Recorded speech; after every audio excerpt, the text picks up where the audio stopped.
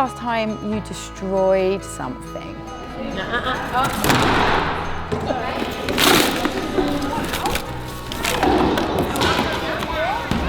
In some places, in some spaces, it's quite good to destroy things, okay? And it can even maybe help you feel a little bit creative. So we're going to think about that today and see if it's true. It's a speaking machine. The workshop is very much about process, so it's really essential that we're recording everything that we do, that we're capturing this process. In a sense, that process is far more important than the outcome.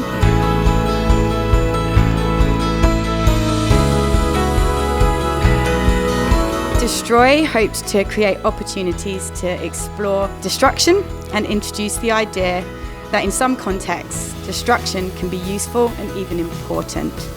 It was both creative and I got real fun and think to myself when I get home I want to make artwork and destroying and making again.